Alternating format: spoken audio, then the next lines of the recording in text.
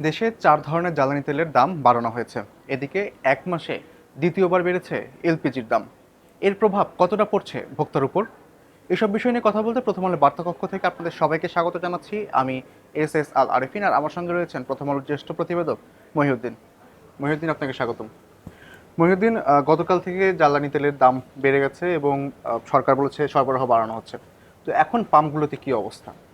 পাম্পগুলোতে আপনার সরবরাহ বাড়ানোর যেটি কথা বলা হয়েছিল আজকে থেকে সেটি আসলে বাড়তি সরবরাহ দেওয়া হচ্ছে। মানে আপনার এটি মূলত গত বছরের যে বরাদ্দ ছিল, মানে গত বছর এই সময় পাম্পগুলো যে তেলটি নিয়েছে ডিপো থেকে, সেটির উপর ভিত্তি করে আজকে আপনার অকটেন 20% এবং পেট্রোল ও ডিজেল 10% করে বাড়তি সরবরাহ করা হচ্ছে।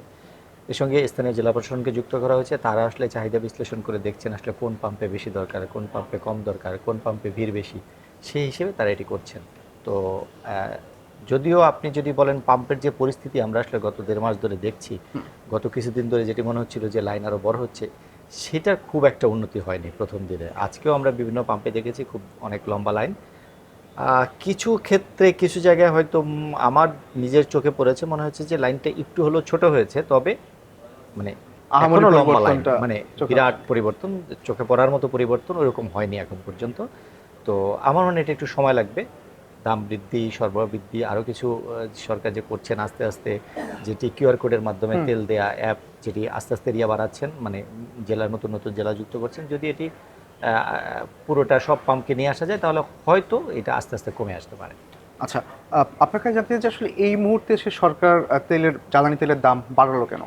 এটা সরকারের পক্ষ থেকে আসলে যেটি বলা হয়েছে দাম বাড়ানোর ক্ষেত্রে, আপনি জানেন যে আসলে ইরানে হামলার পর থেকেই যেহেতু যুদ্ধ পুরো মধ্যপ্রাচ্যে এক ধরনের এটার প্রভাব আছে, সরাসরি হামলা হয়েছে মধ্যপ্রাচ্যের বিভিন্ন দেশে, যে কারণে আপনার হচ্ছে যে, এবং হামলাগুলো বেশিরভাগ ক্ষেত্রে জ্বালানি স্থাপনা হয়েছে, জ্বালানি সরবরাহ কমেছে এবং বিশ্ববাজারে জ্বালানির দাম বেড়েছে।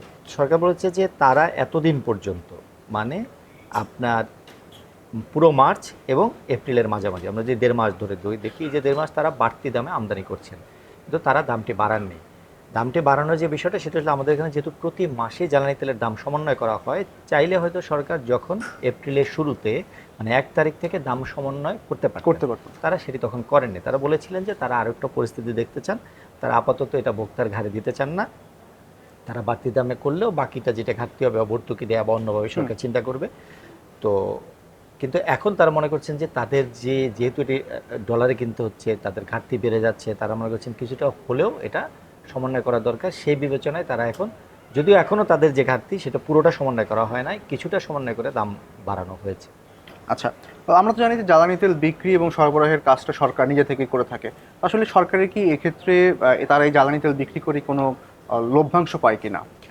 লভ্যাংশ বলতে আপনি জানেন যে সরকারি যে সংস্থা বাংলাদেশ পেট্রোলিয়াম কর্পোরেশন বিপিসি, মূলত এই সংস্থাটি হচ্ছে আপনার আমদানি এবং সরবরাহ এই দুটোর দায়িত্বে আছেন তেলের। তারা আবার তাদের 3টি বিপণন কোম্পানি আছে, পদ্মা, মেঘনা, যমুনা, তাদের মাধ্যমে এটি বাজারে ডিস্ট্রিবিউট করে, Distribute করছে। তাদের ডিলাররা বিক্রি করে। তো আপনি যদি দেখেন, যদি আমি যদি বলি, বিশেষ করে আপনার গত 1 দশকের কথাও যদি আমরা বলি, গত 1 দশকে বিপিসি তেল বিক্রি করে মাত্র 1 বছর লোকসান করেছিল, বাকি 9 বছরে কিন্তু তারা মুনাফা করেছে। এবং এই খাতে কিন্তু কখনো সরকারকে ভর্তুকি দিতে হয় না এখন আর, মানে জ্বালানি তেলে হুম। সরকারকে এই গত 10 বছরে কখনোই ভর্তুকি দিতে হয়নি। তারা যে বাড়তি মুনাফা করে সেটি দিয়ে যে বছর লোকসান করেছিল, তখন তারা ওটা ওই তাদের যে মুনাফা ছিল সেখান থেকে অ্যাডজাস্ট করেছে। তো সেই হিসেবে আপনি দেখবেন যে ইভেন যদি গত বছরের কথা বলি, যেটি মানে 24-25 অর্থ বছর যেটি শেষ হয়েছে গত বছর, সেখানেও কিন্তু তারা প্রায় 4,000 কোটি টাকার বেশি মুনাফা করেছে।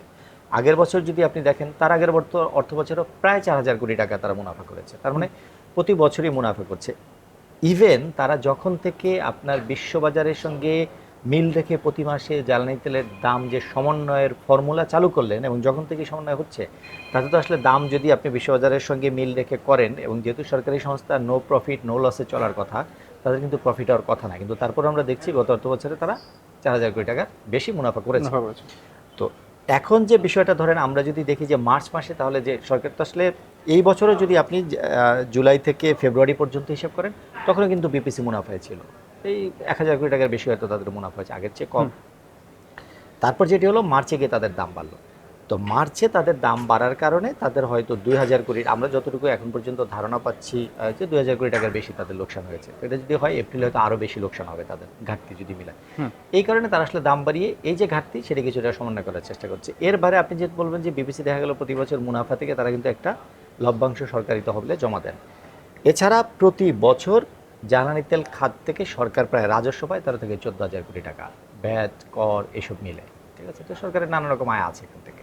আচ্ছা, তো জ্বালানি তেলের দাম বেড়েছে, তো এর মধ্যে আমরা দেখলাম যে গত এক মাসে এলপিজির দাম 2 দফায় বেড়েছে। আসলে ভোক্তার উপরে প্রভাবটা কেমন পড়ছে বলে মনে করছেন? এটা আসলে আপনার খুবই কঠিন প্রভাব বলা যায়, কারণ হচ্ছে যে এইটা হয়তো এখনই দেখা যাচ্ছে না, এখনই সাথে সাথে বলা যাচ্ছে না। যদি আপনি যদি ইমিডিয়েট ইম্প্যাক্ট বলেন, আপনি দেখবেন যে এই যে জ্বালানি তেলের দামটা বাড়লো পরশু রাতে যখন ঘোষণা হলো, মানে গতকাল থেকে কার্যকর হয়েছে, তারপর কালকে বিকেলে যখন এলপিজির দাম সমন্বয় করা হলো, সেখানে কিন্তু এটাও একটা কারণ হিসেবে দেখানো হলো যে ডিজেলের দাম বেড়েছে। কারণ যেহেতু ডিজেলের দাম বেড়েছে, এলপিজির সিলিন্ডার যখন এক জেলা থেকে আরেক জেলা, এক জায়গা থেকে আরেক জায়গায় নিয়ে যাবে, তার খরচ বাড়বে, পরিবহন খরচটা বেড়ে যাবে। তার মানে কি, পরিবহন খরচের প্রথম যে নমুনা, প্রথম যে দৃষ্টান্ত, সেটি আমরা পেলাম কোথায়? এলপিজি।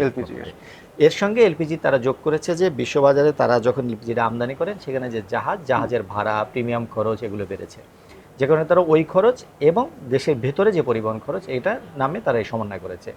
মূলত এলপিজির যে দাম, সেটি প্রতি মাসে শুরুতে একবার করে সমন্বয় করা হয়। এটা অনেক দিন ধরে চলছে, 2021 সাল থেকে। তো এবার কি হলো, এবার কিন্তু শুরুতে এক দফা বাড়ানো হলো, তখন 12 কেজি সিলিন্ডারে আপনার 387 টাকা বাড়ানো হলো। এটি কিন্তু আমরা যদি বলি, আমাদের এলপিজির দাম যখন থেকে সেট করা হয় তারপর থেকে এখন পর্যন্ত সর্বোচ্চ, মানে একসঙ্গে কখনো এত টাকা প্রায় 400 টাকা, একবার প্রায় 400 টাকা। তারপর সেই একই মাসে আবার কি হলো, মাত্র 19 দিনের মাথায় আবার গিয়ে 212 টাকা বাড়ানো হলো 12 কেজিতে। তার মানে কি, আপনার 599 টাকা বেড়ে গেল। মানে একটা সিলিন্ডার, 12 কেজি সিলিন্ডার কিনতে আপনাকে এখন 600 টাকা বাড়তি খরচ করতে হচ্ছে। তার মানে আপনি দেখুন, একটি পরিবার যদি মাসে 1.5টি বা 2টি সিলিন্ডার ব্যবহার করে রান্নার ক্ষেত্রে, তার খরচ কিন্তু অনেক বেড়ে যাচ্ছে। তার খরচ মিনিমাম 900 টাকা বা কারো ক্ষেত্রে 1200 টাকা বেড়ে যাবে। এটা তো তার জন্য আসলে বড় রকমের চাপ। আপনার কাছে কি মনে হয়, যে বৃদ্ধিটা হয়েছে 2 দফায় এক মাসে প্রায় 600 টাকার বেশি, তো এইটা কতটা আসলে সামঞ্জস্যপূর্ণ হয়েছে? এখন আসলে বিষয়টা হচ্ছে যে আপনার এই যে পরিস্থিতি, যেহেতু যুদ্ধ পরিস্থিতি, সরকারের পক্ষ থেকে বারবার করে এটি বলা হচ্ছে যে যুদ্ধ পরিস্থিতি, সেটি তো আসলে আপনার, আর বিশেষ করে এলপিজির ক্ষেত্রে যেটি হচ্ছে, এলপিজি আপনার আপনি বলতে পারেন প্রায় 99%, মানে 98% বেশি, যেটা আসলে বেসরকারি খাতের দখলে। এখানে সরকার মাত্র 1.5% মতো এলপিজি সরবরাহ করে। তো যেহেতু বেসরকারি খাতের দখলে, এখানে তো আসলে দাম আপনাকে সমন্বয় করতেই হবে, কারণ বেসরকারি খাত তারা সবসময় এটাকে চাপে রাখে, তারা তো এটা করতে চায়।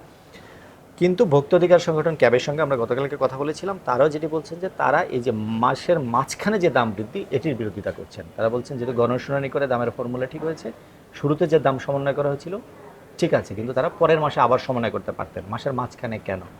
বিআরসি বলছে যে মাসের মাঝখানে তারা সমন্বয় করেছেন কারণ তারা মনে করছেন যে এ মাসে আমদানির প্রবণতাটা কম, আমদানি কমে যাচ্ছে। তারা বলছেন যদি ব্যবসায়ীদের এই বাড়তি খরচ যায়, বেশি খরচ দিয়ে তারা হয়তো আমদানি করবে না, সেই ক্ষেত্রে আগামী মাসে গিয়ে এলপিজি সংকট হতে পারে, যে কারণে তারা এই মূল্যটা সমন্বয় করেছেন মাসের মাঝখানে এসে। আচ্ছা, মহিউদ্দিন, এখন শোনা যাচ্ছে যে বিদ্যুতের দাম বাড়ানো হবে, তো আসলে এই বিষয়ে আপনার কাছে কি তথ্য রয়েছে? একদিকে তো তেলের দাম বাড়লো, গ্যাসের দাম বেড়েছে, বাড়ানো হবে এখনো যদিও পরিষ্কার করে বলেনি সরকারের পক্ষ থেকে। আমরা যতটুকু জানি, তারা বিদ্যুতের দাম, যেহেতু বিদ্যুতে তাদের যে উৎপাদন খরচ এবং যে দামে বিদ্যুৎ বিক্রি করেন, তার মাঝখানে একটি বড় রকমের ঘাটতি আছে। প্রতি বছর সরকারের ভর্তুকি বাড়ছে, বিদ্যুৎ খাতে এখনো সরকার ভর্তুকি দেন, এবং প্রতি বছর আপনার গত বছরে প্রায় 59,000 কোটি টাকা অর্থ বছরে ভর্তুকি গিয়েছে, এই বছরও হয়তো এর কাছাকাছি যাবে। তো এত বড় চাপে, আর এখন যেহেতু জ্বালানি তেলের দাম বাড়ছে, জ্বালানির যে পরিস্থিতি, তাতে আপনার বিদ্যুতের খরচ আরও বেড়ে যাচ্ছে। তো সরকার চাইছে এটি সমন্বয় করতে। ইতিমধ্যে একটি কমিটি গঠন হয়েছে, কমিটি মানে খুবই উচ্চ পর্যায়ের কমিটি, যেখানে অর্থমন্ত্রী আছেন, বিদ্যুৎ জ্বালানি মন্ত্রী আছেন। তো তারা বসবেন, তারা আলোচনা করছেন, তারা নিজেরা ঠিক করবেন আসলে কতটুকু বাড়ানো যেতে পারে, বা আদৌ বাড়াবেন কিনা, নাকি না বাড়িয়ে হচ্ছে যে তারা এটি সরকার ভর্তুকি দিয়ে সমন্বয় করবে, নাকি হচ্ছে যে কিছুটা বাড়াবে, সেই বিষয়ে আসলে এখন পর্যন্ত কোনো আলোচনা, কোনো সিদ্ধান্ত এখনো হয়নি। তবে কমিটি হয়েছে, কমিটি হয়তো সুপারিশ করবে, যদি করে দেন হয়তো বিদ্যুতের দাম বাড়ানোর প্রক্রিয়া শুরু হবে। কারণ কমিটি আসলে চাইলেও তারা কিন্তু বিদ্যুতের দাম বাড়াতে পারবেন না, বা সরকার নির্বাহী আদেশে দাম বাড়াতে পারবেন না। আইন অনুসারে তাদেরকে এটি প্রস্তাব করে কমিশনে আসতে হবে, মানে বিআরসিতে আসতে হবে, বিআরসি গণশুনানি করবে, তারপরে হয়তো দাম বাড়ানো বা কমানো বা যাই হোক সেটা কমিশন সিদ্ধান্ত দেবে। আচ্ছা মহিউদ্দিন, আমরা আবার একটু তেলের বিষয়ে আসতে চাই যে আসলে এই মুহূর্তে বাংলাদেশের জ্বালানি তেলের মজুত কেমন? জ্বালানি তেলের মজুত আপনার এই মুহূর্তে যখন আমরা কথা বলছি এই মুহূর্তে মজুত আপাতত মজুত নিয়ে কোনো শঙ্কা বা মজুত নিয়ে কোনো সংকট নেই। আপনি জানেন ডিজেলের যে চাহিদা প্রতিদিন সেই হিসেবে এখন আমাদের কাছে 20 দিনেরও বেশি ডিজেল মজুত আছে, ঠিক আছে। এবং আপনার ডিজেলের জাহাজ আসলে আসছে নিয়মিত মোটামুটি, এবং এই মাসে আরও বেশ কিছু কোম্পানি যাদের ডিজেল সরবরাহ করার কথা তারা নির্ধারিত সূচি দিয়েছেন, সময় বলে দিয়েছেন যে কবে কোন জাহাজ আসবে। তার মানে ডিজেল নিয়ে আপাতত কোনো দুশ্চিন্তা নেই। অকটেন আসলে এই মাসের যে চাহিদা তার চেয়ে অনেক বেশি মজুদ অকটেন আছে।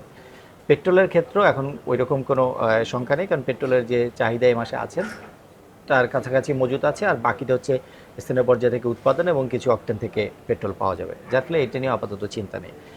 জেট ফুয়েলের মজুদটা কিছুটা কম, কিন্তু এই মাসে জেট ফুয়েল আসার কথা রয়েছে, যদি আসে তাহলে হয়তো এই জেট ফুয়েল নিয়েও আপাতত কোনো মানে শঙ্কা দেখছেন।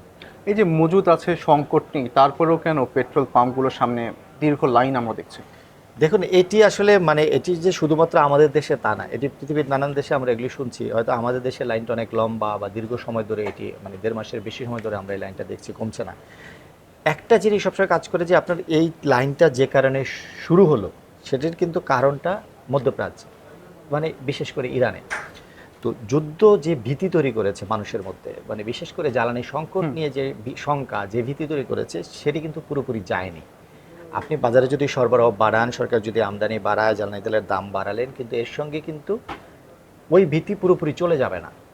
কারণ মানুষ মনে করে যে যুদ্ধ যেহেতু এখনও চলছে, যুদ্ধ যেহেতু পুরোপুরি থেমে যায়নি, এখন হয়তো চলেনি, বিরতি চলছে, কিন্তু যুদ্ধ যেহেতু পুরোপুরি থেমে যায়নি, যদি আলোচনা শেষ পর্যন্ত গিয়ে হচ্ছে যে ফলপ্রসূ না হয়, তাহলে যদি আবার যুদ্ধ মাঠে গড়ায়, দেন হয়তো আবার একই পরিস্থিতি হবে। কারণ আপনি দেখুন হরমুজ প্রণালী বন্ধ হচ্ছে, খুলছে, আবার বন্ধ করে দেওয়া হচ্ছে। তো তার মানে আপনি তো নিশ্চিত না আসলে জ্বালানি আসবে কিনা। তো মানুষজন এগুলোর খোঁজখবর রাখছে, তো তাদের মধ্যে কিন্তু ওই ভীতি পুরোপুরি কাটবে না যতক্ষণ পর্যন্ত যুদ্ধ বন্ধ না হবে। এটা থাকবে, এটা একটা ব্যাপার। তারপরে হচ্ছে যে আপনি সরকার এখন যে কাজটি করলো, যে ধরেন বাজারে সরবরাহ বাড়ানো, তেলের দামটা যাতে মজুদ না হয়, দামটা বাড়ানো, এই ডিসিশনগুলো ইতিবাচক আমরা মনে করি। এগুলি অবশ্যই ভিড় কিছুটা হলেও কমাতে সহায়তা করবে। এর সঙ্গে সরকারকে হয়তো আরও কিছু মেজার নিতে হবে, যে জ্বালানি সাশ্রয় কীভাবে করা যায়। মানে আপনি তো আসলে বাড়তি সরবরাহ দিয়ে লম্বা সময় ধরে চালাতে পারবেন না, তো সেটিও সরকারকে মাথায় রাখতে হবে, যেহেতু বাড়তি দামে কিনতে হয়। তো হয়তো একটু সময় লাগবে, মূলত যুদ্ধ পরিস্থিতি কোন দিকে যাচ্ছে সেটার উপর নির্ভর করবেন। ধন্যবাদ মহিউদ্দিন আমাদেরকে সময় দেওয়ার জন্য। দর্শক, আমরা তখন কথা বলছিলাম জ্বালানি তেল এবং এলপিজির মূল্য বৃদ্ধি এবং এর প্রভাব নিয়ে। আমরা আপনাদের সামনে আবার হাজির হব নতুন কোনো বিষয়ে কথা বলতে। সে পর্যন্ত ভালো থাকুন, সুস্থ থাকুন, আর প্রথম আলোর সঙ্গে থাকুন।